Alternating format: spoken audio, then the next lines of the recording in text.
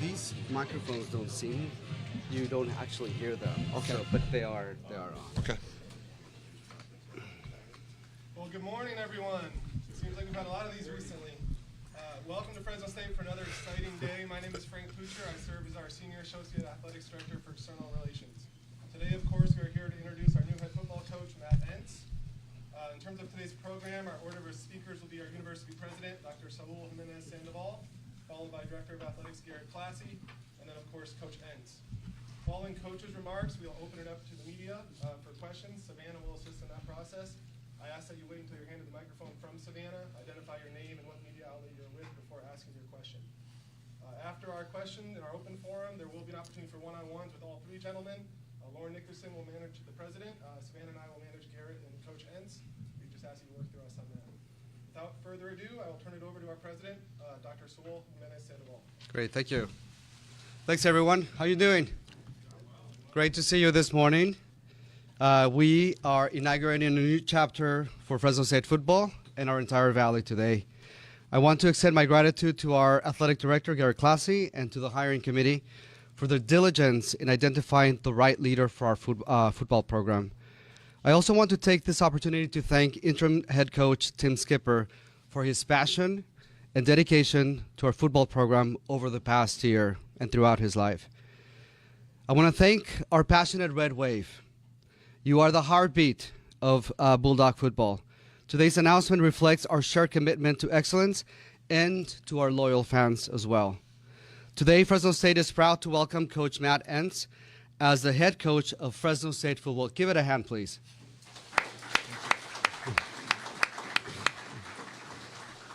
With an exceptional record of success and leadership, Coach Entz has demonstrated time and time again his ability to build championship caliber teams. Coach Entz's championship pedigree is impressive. With 2 FCS national titles and an impressive .857 winning percentage, it speaks volumes about his commitment to excellence. What excites me most about Coach Entz is his alignment, his direct alignment with the values we hold dear at Fresno State and in our valley. His value of community, grit, determination, and he also comes with deep agricultural roots that will resonate in our valley and a focus on developing student athletes who excel both on and off the field. Coach Entz understands the power of a connected community and the passion of the Red Wave.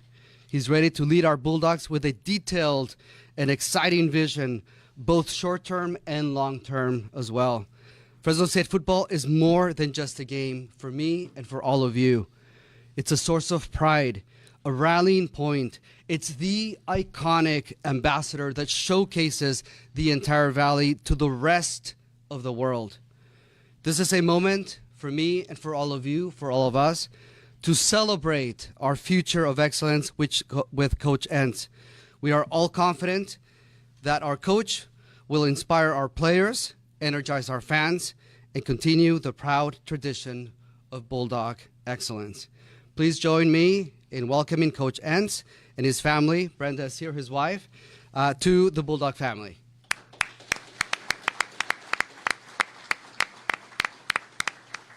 Now I would like to turn it over to our athletic director, Garrett Classy. Thank you, everyone. I would like to echo President Jimenez Sandoval's comments. Welcome, everyone being here. We have some great donor supporters here, student athletes, our coaching staff, media. You know, this is a very monumental day for Fresno State football, but it's also a reflection of all the incredible support we here have at the university. President Jimenez Sandoval's leadership, with our cabinet's leadership, has been incredible throughout this process. You know, anything that we accomplish here at Fresno State, we can't do it without incredible leadership at the school. And it doesn't matter how good or bad the person is sitting in my chair. If you don't have leadership at the top that recognizes the value of athletics and what it means to the educational mission, it's a steep hill to climb. And so, President Jimenez Sandoval, I want to thank you for your leadership.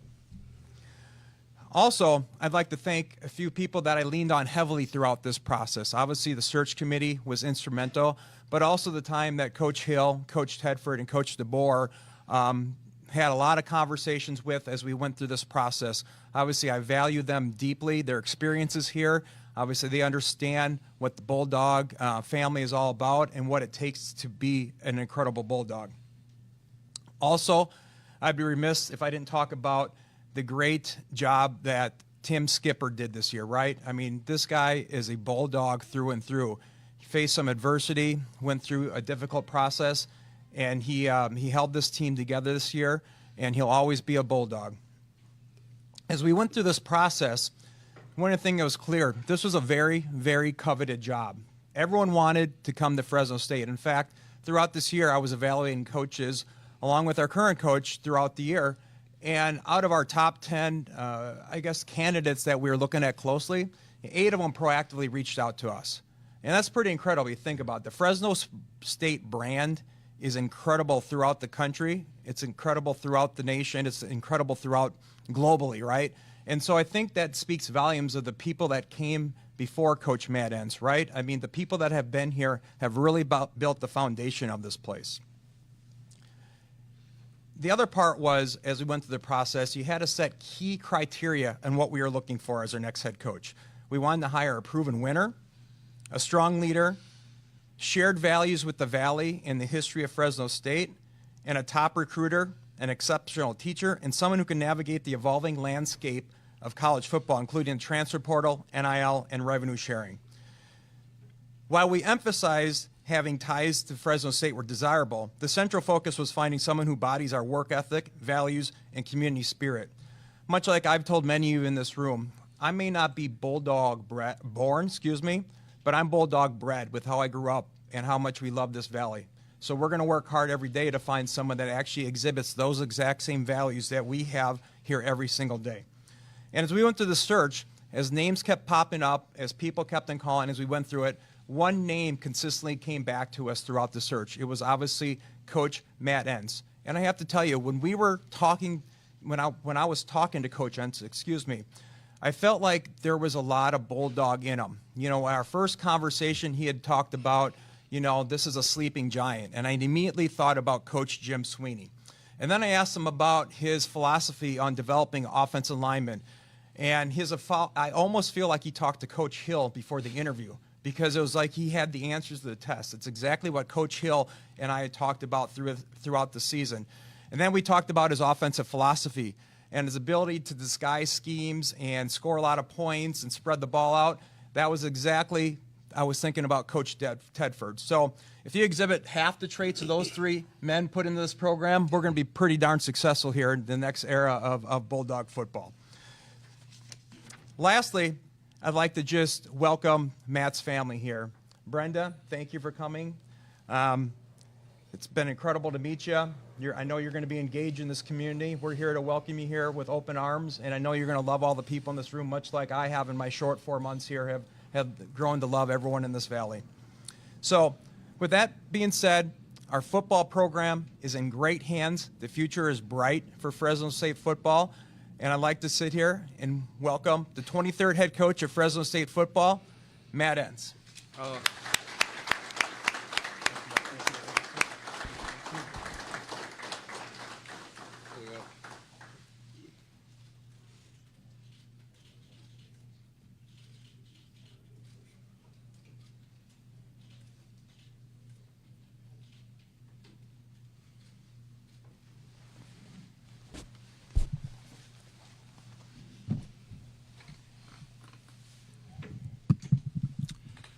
Well, it's truly an honor and a blessing to be here, and President Sandoval and Garrett, thank you for this opportunity.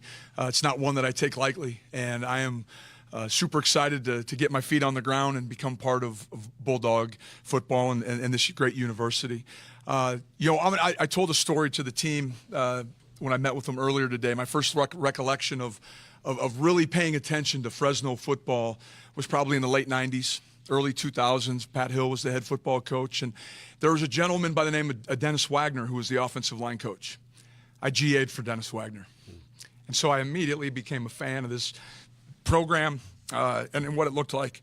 But it was a Saturday night game, and you got to see the energy of the crowd, the checkerboard end zones, and it just, to this day, it still resonates with me. This is the right place. And the mantra that you saw and you heard anybody, anywhere, anytime. And so those things stuck with me. Through my coaching career, I've never had a bad job. I've always met people that I've enjoyed. It's always been about the student athletes. And so I'm truly, like I said, blessed to be here. I've had so many people that have been impactful in my life. The one that I need to make sure I say thank you to is my wife and my family. I have 2 boys. My oldest son right now is getting ready to play. They have a playoff game. He plays at North Dakota State. They have a playoff game this weekend, and my other son plays collegiate baseball. And so getting ready for spring. And we are a athletic family. My wife has been, a huge piece of my journey. Hundreds of peanut butter and jelly sandwiches, thousands of hugs, and here we are today. So truly blessed to be here. I look forward to, being part of this community. I look forward to being part of the Central Valley, and more importantly, look forward to being part of this great football tradition and program. Just from conversations that I've had over the course of the last week or two with Pat Hill, with Coach Tedford, with Kalen DeBoer.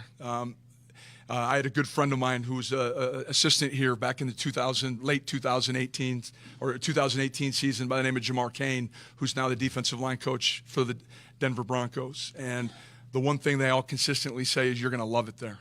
You're going to love the people. You're going to have everything you need to be successful. The recruiting base is right there at your fingertips.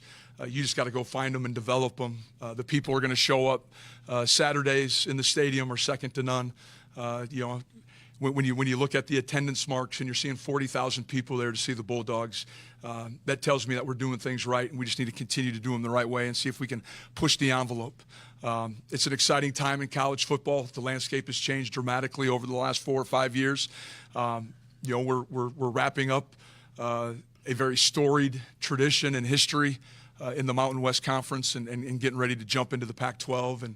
And that's an exciting time for this program, for this community, and for this university. And I couldn't be more excited to be here. My next things that I want to do is my priority is the current roster, the young men that make that up. I know we've had a few of them that have entered the transfer portal, and I hope to have, conversations, transparent conversations with them about where we want this program to be, how I envision this program, and hopefully they want to be part of something special. I want to make sure that we continue to navigate the class of 2025. I know yesterday we signed 9 young men, and I hope we can continue to expand. I want to be a high school developmental football program. I want to build team. I want to build players from within. I want to have a strength and conditioning program. I want to have a nutrition program that's second to none. And so that way when kids get here, they understand that I'm going to start at this level and I'm going to finish at this level. And they're going to see the process. They're going to believe in the process. And then continuing to build relationships throughout, the city, the county, the community, the Central Valley. I know there's a lot of people that are heavily invested in this program. I know from my conversations with the president, this football program is the front porch of this university, and I want to make sure that I represent it the right way, a way that we all can be proud of and that we're all excited for. And it's going to be a fun next few weeks, getting the dust to settle, getting the right people here, communicating, creating relationships with the current staff, creating relationships with the current roster. But I'm excited to do it, and I look forward to it. And with that, I'll open it up for any questions.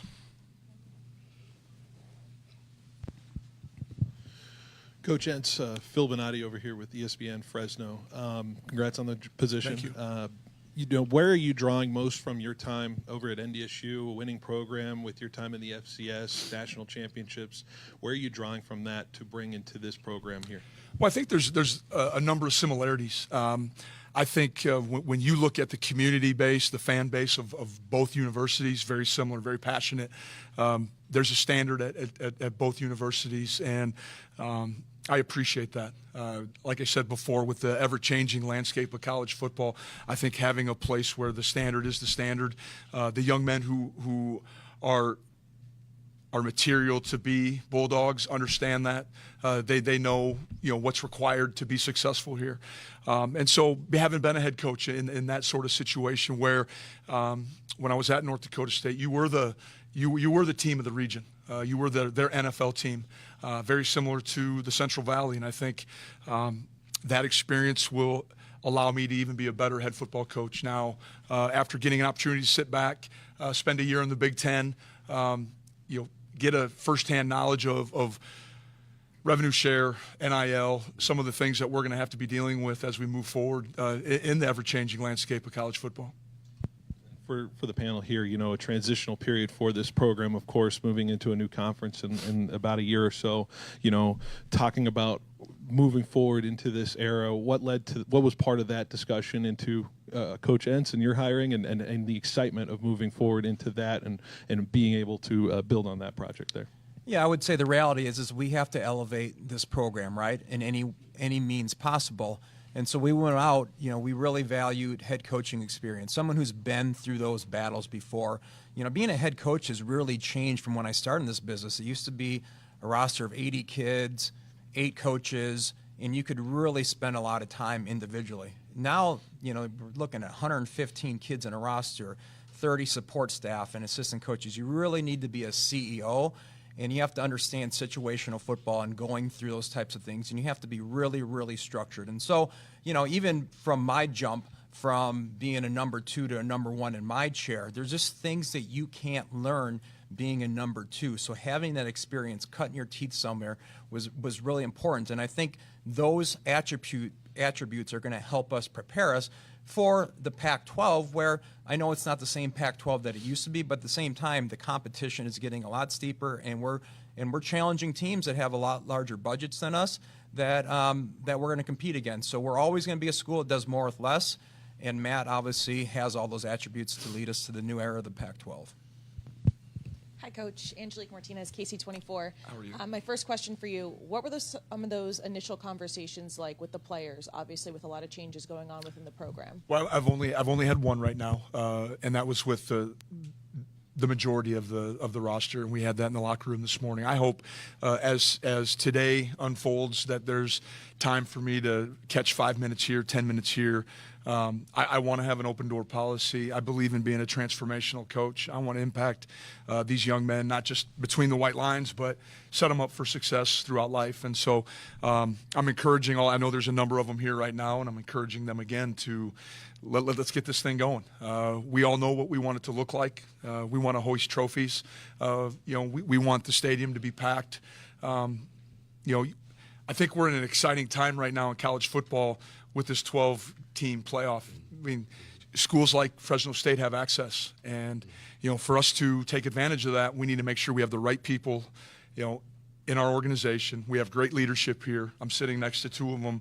Now we need to make sure we have the right players, the right coaches, and we got to put the work in to get there. But it's an exciting time, and hopefully these young men see that this is an exciting time and what a great opportunity to do something unique and something that they'll remember the rest of their lives. Coming from a program like USC and working under Lincoln Riley, what are some tools that you're going to take from being at SC and bring here? Well, I made comment earlier, just being able to be kind of at the front end of some of the NIL conversations, and Coach Riley was tremendous to me there, allowed me to really dive into and be kind of involved with some of the head coaching day-to-day operations, being involved with conversations about revenue sharing, what that looks like, how does that impact.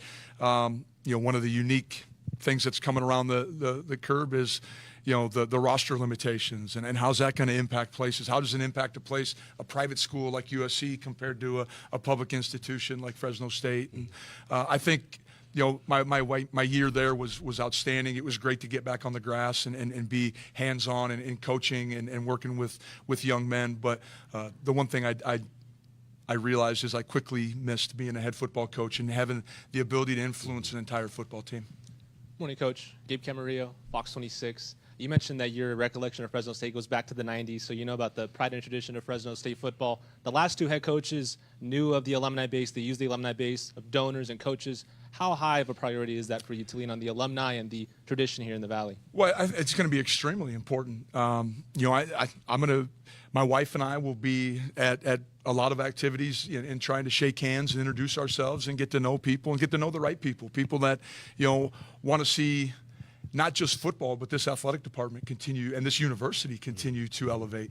And the other group of people, I know we talk a lot about boosters, we talk a lot about alumni, but former players need to know too that they are welcome back here. They're part of the foundation, they're part of the history. And when I had a conversation with Coach Hill just 2 days ago, you could hear in his voice when he started to talk about former players that all of a sudden there became the volume elevated, the passion was tenfold. And so I want those people around. I want our current roster to see the men that came before them and understanding that the current team right now is setting the foundation for the team 5 years from now. We all can positively impact this university and this football program. And then my other questions for Athletic Director Garrett Classy. How do you envision the next 2 weeks going ahead of the bowl game? Who will lead the program on the football field during this time? Yeah, when I spoke to Coach Skipper yesterday, we asked him to coach the bowl game along with his staff. I mean, our mantra here is finish, right? And so I want them to finish the season. I want these players to finish the season. There's a lot to play for. We're gunning for our 6th straight bowl victory. It's part of our foundation. This history runs deep. So I know our team has it in their pride and their soul. They're Bulldogs, right? They have the Valley DNA in them. So our coaching staff and our players, I expect them to finish what they started because it's a great accomplishment to be part of this family. Coach Entz. Yes, sir. Scott Bemis with KC24 and CBS 47. I'm just curious, you mentioned, I think I heard you correctly say, including building relationships with the current staff.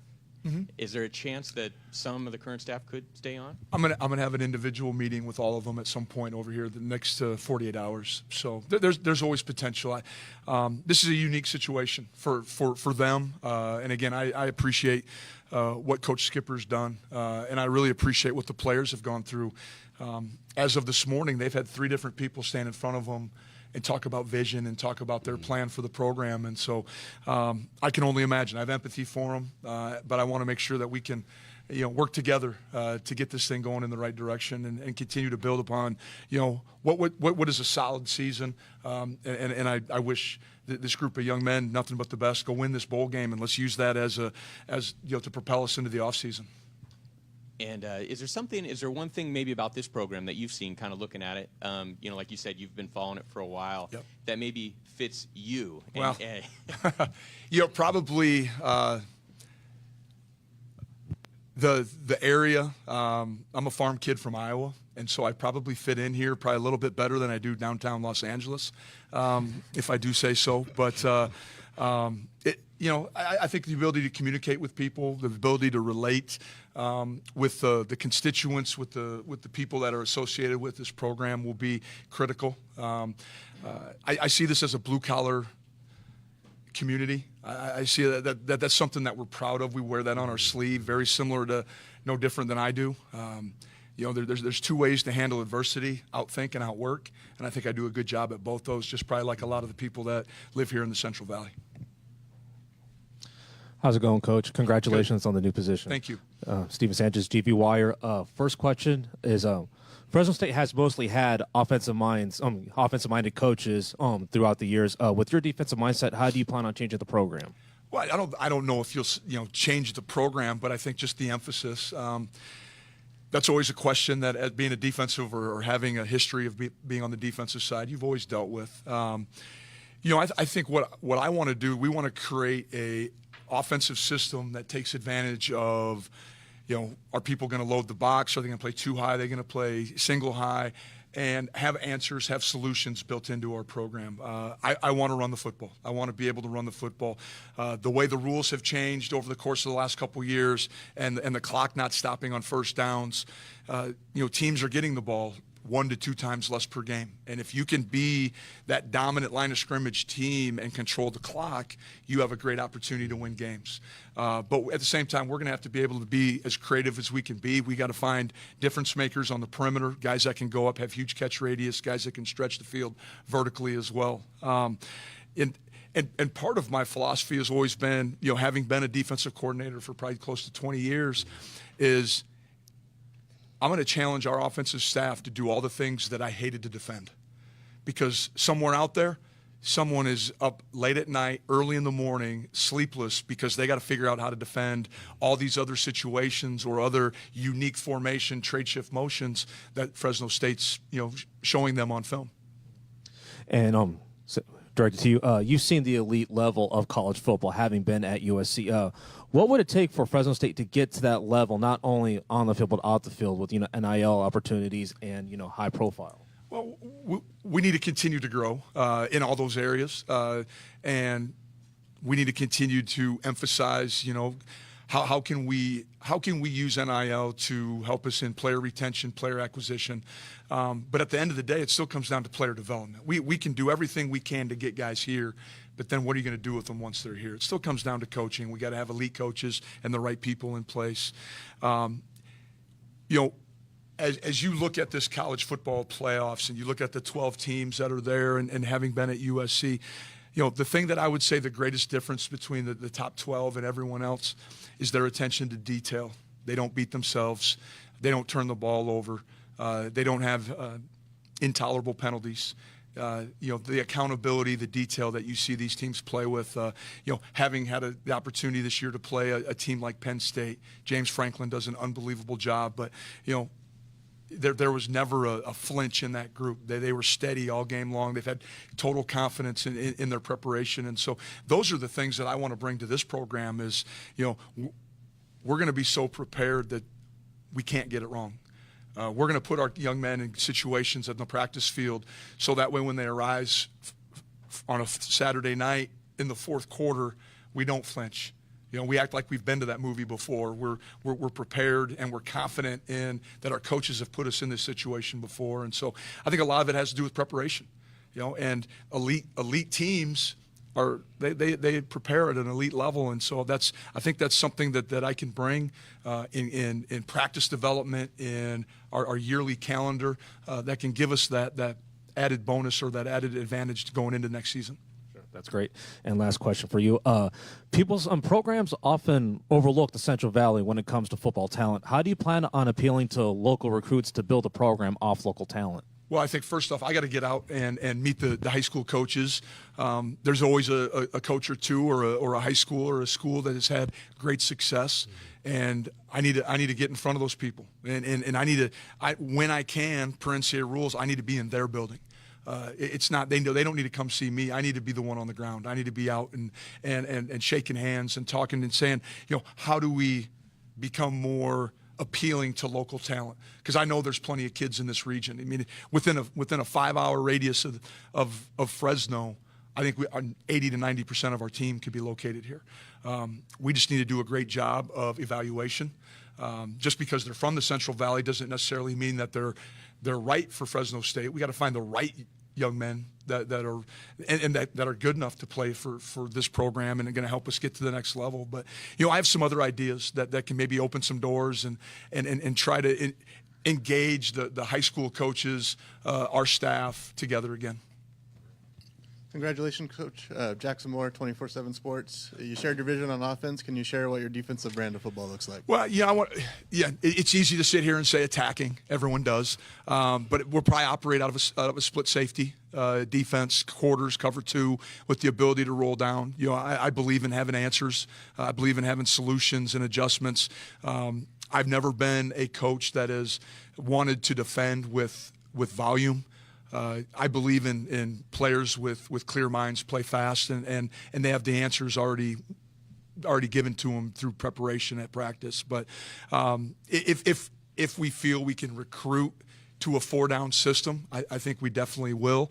Are we going to be a 4-3 or a 4-2-5? I think part of that depends on what we see weekly. But I do want to have the flexibility that we can jump in and out of some personnel groupings and have some sub packages from a defensive standpoint. And I want to, are we a pressure team or non-pressure team? I think some of that depends on the gentleman over here, what we have in the locker room right now. Do we have some guys that can line up and play man coverage, or do we need to play bigger zone and keep the ball in front of us and see if we can frustrate teams and get them off schedule, by catch tackles, by creating TFLs and movement up front. The game of football, there's a million ways to do it. we need to find what's best for the young men we have in our room. I know we want to recruit to a plan, but the first couple of years, we need to make sure that we're utilizing the young men that are here currently and put them in the best situation to be successful. And you discussed not getting away from recruiting high school, but how prevalent could the portal be in a transitional period? It could have a role, definitely. The other area that, because of our location is the community junior college here, and are there some players that are at a 2-year institution right now that can come in and provide depth, maybe step in and be a starter for us in the 2025 season? I know right now we've identified maybe a handful of young men that are in the region that are currently at a junior college, and we need to continue to take advantage of that resource as well. So, between high school and junior college, and then of course the utilizing the portal. The thing with the portal and my philosophy, and I'm kind of diving into a whole bunch of things here today. You're getting to know me probably, better than you anticipated. Is you need, if you're in the portal, you need to have equity. You need to have played somewhere. For Fresno State, and Matt Entz isn't going to just get excited about a 5-star who's been to 2 or 3 different schools, but because he's a 5-star, everyone thinks we should recruit him. The minute you walk on campus, all these young men know your stars disappear, and we all start at the same spot. And you're going to all get treated the same way with great respect, but there's going to be a standard that we operate with. And so I want to find young men that are in the portal that have actual game footage. They've played on Saturdays in the lights, and so we know what we're getting, and they can come in here, and it's not a huge adjustment for them all of a sudden to have to be a third down dime. They're playing dime for us maybe early in the year, or they're going to be a second tight end or a third tight end in a goal line package. I want to know that they've played ball, and I want to be able to evaluate them when they do play ball. Congratulations, Coach Al Scott with the Collegian. What are some of you? Sorry, you started out at North Dakota State taking over for a program that was already a juggernaut. Mm-hmm. What is it like coming to Fresno State for a program that sort of had a step down this year after a few solid seasons? Sure. I'm excited. I think I have a plan, and I think I have a process that's in place. You're going to find out quickly that Matt Entz is a process-driven person. I believe in the preparation. I believe in our players understanding what's expected of them, what the standard is, but also understanding what their day looks like, what a practice plan looks like. There'll be some growing pains there. It's going to be different, I promise. But I told them this morning that I'm going to have, they're going to get my best communication. They're going to know exactly what's coming up, what it's going to look like, and what the standard to that moment is. But I'm excited. I think we can do some things maybe slightly different. From a structure standpoint, from a staffing standpoint, but at the end of the day, we still got to continue to recruit the right people. We got to get talented young men and put them in situations to be successful, and it still comes down to people. And you win with people, you have success with people, and so we got to make sure we have the right people here. Mike Keene entered the transfer portal. Obviously, you have a couple of backup quarterbacks that have some experience. Mm-hmm. Is there any conversations you've had with either Jaden or Joshua or anyone else on the roster about your plans at quarterback for next season? I have not right now. My conversation was with the entire group this morning. I've encouraged all of them to try to find me. I'm going to be here through Friday. I'm going to duck out, make sure my wife can get back to Southern Cal, and then I'll be back here Monday with the anticipation that I'll get an opportunity, as long as Coach Skipper allows, that I can be out at practice, getting accurate and real-time evaluation of our current roster, and I'm going to use that time while they're preparing for a bowl game, hopefully to have some individual meetings and encourage some more local talent to come on campus and to visit me. Yes, Carl Euland, longtime supporter. Wondering, I don't know if you can talk about it, but are there any USC possibilities? Yeah, I can't talk about it right now. I don't know. This is such a new moment. This happened very fast, and do I wish it might have not have happened necessarily on signing date? I do, for the sake of both programs, but. Every institution right now is dealing with the transfer portal. Somebody's telling someone that they need to go somewhere else. There's a better situation. what I want to create, what I want to worry about is just making this the best situation for these young men here. You heard me use the word transformational earlier. We're going to continue to emphasize that. This is going to be, it's going to be the football family. And I want it to be difficult for guys to leave this program, and so I'm going to worry about the guys that are here right now. We'll bring a few more in to help us shore up maybe where we have some holes in the roster, but I'm excited the next couple weeks to be able to evaluate the young men that are in this locker room right now. Hey, good morning, Coach. Brian Welch, Fresno State Focus. Welcome to Fresno. Your time at North Dakota State, you had a very good offense. How would you describe the offense of the Red Wave? Well, if you could imagine, well, it was a line of scrimmage based offense. We felt like we did an unbelievable job of recruiting offensive linemen and building offensive linemen. One of the things that I think we did a great job with our strength staff, our nutrition staff, and our offensive staff was identify potential, identify growth potential. Did they have the frame? I guarantee here in the Central Valley, there's a 6'5", 250-pound basketball player running around somewhere that doesn't know he's the next starting left tackle for Fresno State football. But that's what we did. That's what we did. And we gave them to our strength coaches, and in 3 years, they came back and they were 310 pounds. They had shoulders axe handle wide, and they were ready to ball, and they were ready to play, and they were in shape. We controlled the physical growth. And sometimes I get nervous of recruiting 300-plus pound offensive linemen. I want big, lean kids because that's how we're going to play. We're going to play as hard. We're going to play harder in the fourth quarter than we do early. I want to lead the country in physicality on the line of scrimmage, and so that would be something that I think I could hang my hat on when we were at NDSU. But we had some tools too. We had tremendous running backs. I've been fortunate to have two different quarterbacks that, as of last week, were both players of the year in the Missouri Valley. Trey Lance now, who's with the Dallas Cowboys, and then their current quarterback, Cam Miller, who was just named player of the year in that league, is a tremendous quarterback. So of course, quarterback play has to be at the forefront. But one of the things is with our quarterbacks, it comes down to completion percentage and accuracy and taking the throws that they give you. Throwing a hitch for 5 yards when they're uncovered is a good play. Throwing bubble because we have leverage on the roll down safety or the slot area defender and it turns into 8 yards. That's a good play. It just turned into perimeter run game. And so we're going to take advantage of what offenses give us. I do believe on putting a lot on our quarterback's plate, in and out of plays, adjusting protections at the line of scrimmage. But I think that's one of the reasons why you've seen at NDSU a number of those quarterbacks have opportunities at the next level because of the way that they've prepared and the way they've trained. Dominant offensive line. We're going to get some tight ends on the field at times, because I think we can create leverage. We can create extra gaps in the run game, if you will, by using some tight ends and force people to have to defend everything. So, and then we got to find some kids on the outside, the perimeter, that can be difference makers. And the one that jumps out, an example that I'll use because most people probably recognize the name, is Christian Watson, young man that plays for the Green Bay Packers right now. If you go back and look at his senior year, he had carries out of the backfield where we could identify coverages. A lot of times people wanted to defend us in quarters coverage when we were in gun. And we could get them matched up on a linebacker running right down the middle of the field on the Mike linebacker, and that was a win. Using him in the jet sweep game, using him in the power sweep game, using him in the wildcat, version of the offense. And so, first things first, we got to identify what we have here. But I want to be creative. I talked about before doing the things that caused me problems. Is that unbalanced? Is it X off? Is it empty?